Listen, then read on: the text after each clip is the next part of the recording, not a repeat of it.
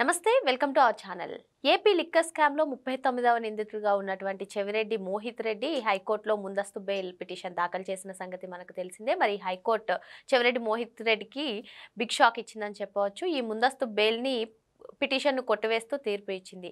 ఇప్పటికే చెవిరెడ్డి భాస్కర్ రెడ్డి ఈ లిక్కర్ స్కామ్లో అరెస్ట్ అయి 100 రోజులకు పైగా జైల్లో ఉన్నారు. ఇప్పుడు చెవిరెడ్డి మోహిత్ రెడ్డి ముందస్తు బెయిల్ పిటిషన్ కొట్టేయడాన్ని ఏ విధంగా చూడాలి? నెక్స్ట్ చెవిరెడ్డి మోహిత్ రెడ్డి అయినా అరెస్ట్ అయ్యే అవకాశాలు ఉన్నాయా? ఈవెన్ తుడా అధికారాన్ని కూడా ఆయన దుర్వినియోగం చేశారంటూ ఆయన పైన అభియోగాలు ఉన్నాయి. మరి ఇదే అంశంపైన చర్చించడానికి మనతో పాటుగా ఉన్నారు senior journalist doctor Bharat Reddy గారు. నమస్తే సార్. నమస్తే.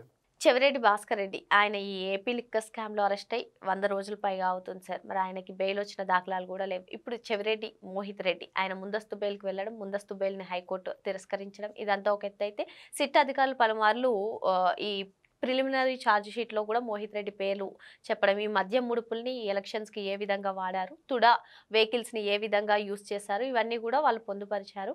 మరి తుడా అధికారాన్ని కూడా ఆయన దుర్వినియోగం చేశారంటూ క్లుప్తంగా ఆయన గురించి వివరించడం కూడా జరిగింది. మొత్తానికి చెవిరెడ్డి మోహిత్ రెడ్డి అరెస్ట్ అయ్యే అవకాశాలు ఉన్నాయా?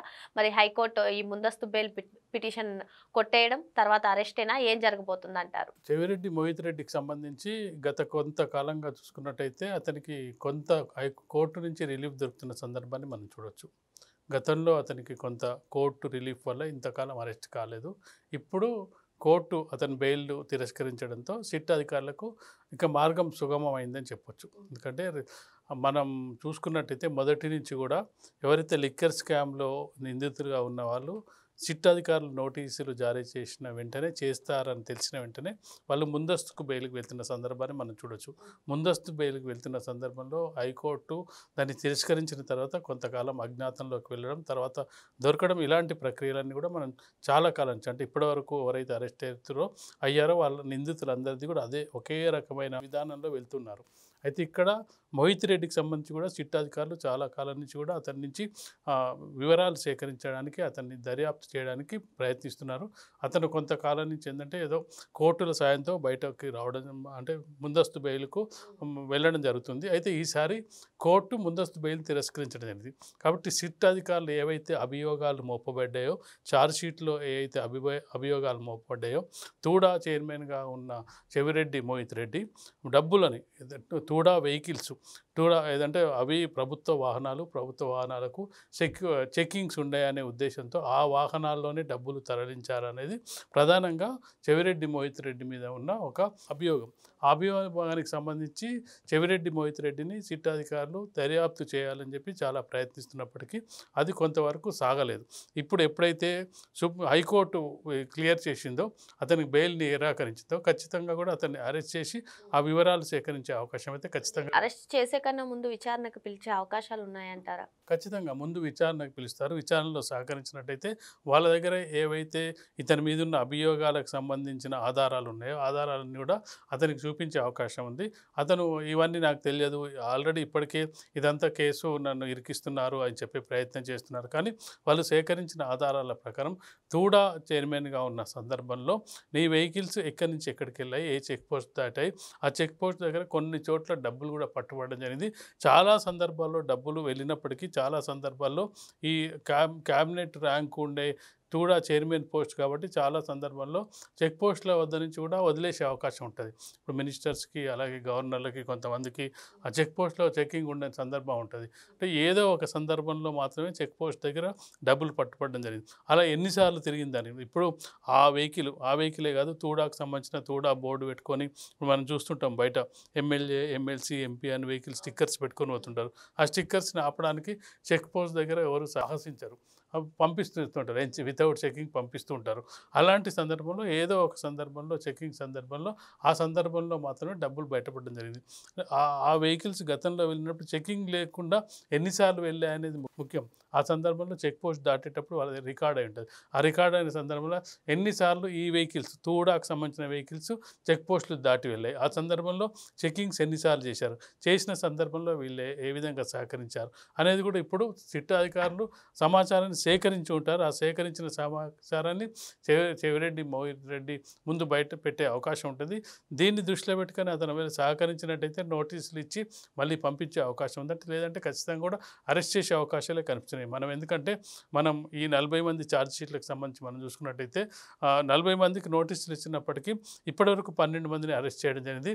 ఎవరైతే కీలకంగా వ్యవహరించారో, కీలకంగా పాత్రదారులుగా ఉన్నారో, లేదంటే డబ్బు పంపిణీకి సంబంధించి వ్యవహారంలో తలదూర్చారో ఆ సహాయకులుగా ఉన్న వాళ్ళందరినీ కూడా విచారించి వదిలేయడం జరిగింది. 40 మందిలో మనం చూసుకున్నట్టయితే మిగతా 28 మంది వీళ్ళు డ్రైవర్లు గానో లేకపోతే సహాయకులు గానో వీళ్ళు చెప్పినట్టు చేసేవాళ్ళు. కానీ మొత్తం ముందుండి నడిపించిన వ్యక్తులు ఎవరు అన్నంటే A1, A2, A3 ఇక్కడి నుంచి మొదలు పెట్టుకుంటే చివరిలో సీఎం ఆఫీస్లో పనిచేసిన వాళ్ళని వీళ్ళను సిట్ అధికారులు విచారించి వదిలేకుండా వాళ్ళని అదుపులోకి తీసుకోవడం జరిగింది. రిమాండ్కి తీసుకోవడం జరిగింది.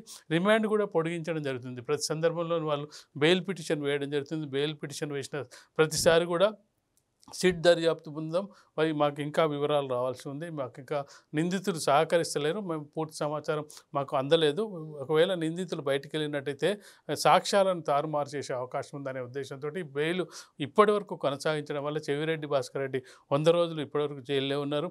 కేసిరెడ్డి కూడా అలాగే జైల్లో ఉన్నారు. సీఎం ఆఫీస్లో పనిచేసిన వాళ్ళు కూడా ఇప్పటివరకు జైల్లో ఉండడం జరిగింది. కాబట్టి వీటన్నిటిని దృష్టిలో పెట్టుకుంటే ఖచ్చితంగా కూడా చెవిరెడ్డి భాస్కర్ రెడ్డి బెయిల్ పిటిషన్ ఆ విధంగా ఉండంగానే ఇప్పుడు ఖచ్చితంగా కూడా చెవిరెడ్డి మోహిత్ రెడ్డికి సంబంధించి అరెస్ట్ అయ్యే అవకాశాలు అయితే ఎక్కువగా కనిపిస్తున్నాయి. సార్, ఇప్పుడు ఈ కేసులో ఏపీ లిక్కర్ స్కామ్లో చూసుకున్నట్లయితే ఈడీ రంగంలోకి దిగింది. చెవిరెడ్డి మోహిత్ రెడ్డి పైన ప్రధాన అభియోగం తుడా వెహికల్స్ని అడ్డు పెట్టుకుని ఈ ఎలక్షన్స్లో అమౌంట్ని అంతా కూడా ఆయా నియోజకవర్గాలకు పంపిణీ చేశారని. మరి ఈడీ అరెస్ట్ చేసే అవకాశం ఉంటుందా సిట్ అధికారుల కన్నా ముందే? సిట్ అధికారుల కంటే ముందు అంటే ఈడీ ఆల్రెడీ ఒక గత నెల 2 నెలల నుంచి ఆల్రెడీ రంగంలోకి దిగడం జరిగింది. సిట్ అధికారులు డైరెక్ట్గా అరెస్ట్ చేయకుండా వాళ్ళు పూర్తిగా సమాచారాన్ని సేకరిస్తారు. ఇప్పుడు బ్యాంక్ ట్రాన్సాక్షన్స్, ఇప్పుడు ఈ 40 మందికి సంబంధించిన పూర్తి బ్యాంక్ ట్రాన్సాక్షన్స్ను వాళ్ళు సేకరించడం జరిగింది.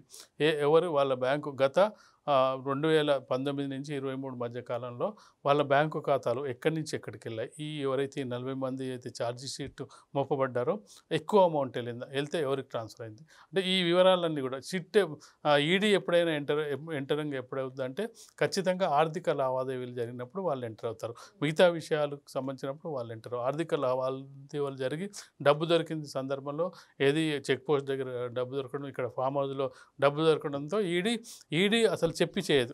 నిజం చెప్పాలంటే వీళ్ళు నోటీసులు ఇచ్చి అది చేసి ఇది చేసి సిట్టు ఇదంతా చేస్తుంటారు. కానీ ఈడీ ఈ లోపే మొత్తం వివరాలను సేకరిస్తుంది. వివరాలు సేకరించిన తర్వాత వాళ్ళకి అందిన వివరాల ప్రకారం పూర్తిగా ఆధారాలు వచ్చిన తర్వాత వాళ్ళని డైరెక్ట్గా నోటీసులు కూడా లేకుండా డైరెక్ట్గా అరెస్ట్ చేసే అవకాశం ఉంటుంది. కాబట్టి ఇప్పుడు ఈడీ ఎంతమంది మీద దృష్టి పెట్టింది, ఎంతమంది బ్యాంకు వివరాలు సేకరించింది, డబ్బు ఏ విధంగా పంపిణీ అయింది, ఏ విధంగా ఎక్కడికి వెళ్ళింది అనేది సేకరిస్తున్న సందర్భంలో ఒక్క చెవిరెడ్డి మోహిత్ రెడ్డినే కాదు డబ్బు ఇన్వాల్వ్మెంట్ ఉన్న వాళ్ళందరినీ కూడా ఈడీ అదుపులోకి తీసుకునే అవకాశం ఉంది. సిట్ దగ్గర నుంచి వాళ్ళు డైరెక్ట్గా అసలు వాళ్ళకి బెయిల్ రాకుండానే ఈడీ వాళ్ళను ఇంటరాగేషన్కి తీసుకుపోయే అవకాశం ఉంటుంది. కాబట్టి ఖచ్చితంగా మనం చూసుకున్నట్టయితే ఈడీ ఎంటర్ అయింది కాబట్టి ఇప్పుడు జగన్మోహన్ రెడ్డి అనుచరులు కూడా చాలామంది భయపడుతున్నది, లిక్కర్ స్కామ్లో భయపడుతున్న అంశాన్ని మనం గమనించినట్టయితే సిట్టు, సిబిఐ దీనికి చాలా కాలం పడుతుంది.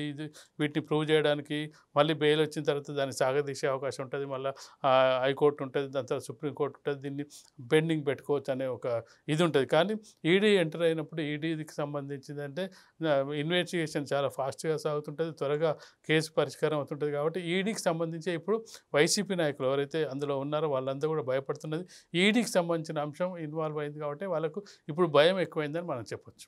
మరి మొత్తానికి లిక్కర్ స్కామ్లో చెవిరెడ్డి మోహిత్ రెడ్డి అరెస్ట్ అయ్యే అవకాశాలు ఎక్కువగా కనిపిస్తున్నాయని మరి సిట్ అధికారులు కానివ్వండి, లేదంటే ఈ కేసులో ఇప్పటికే ఈడీ రంగంలోకి దిగింది కాబట్టి ఈడీ కూడా అరెస్ట్ చేసే అవకాశాలు ఎక్కువగా కనిపిస్తున్నాయని భరత్ రెడ్డి గారు చెప్తున్నారు. మరో అంశంతో మళ్ళీ కలుద్దాం. Thank you sir.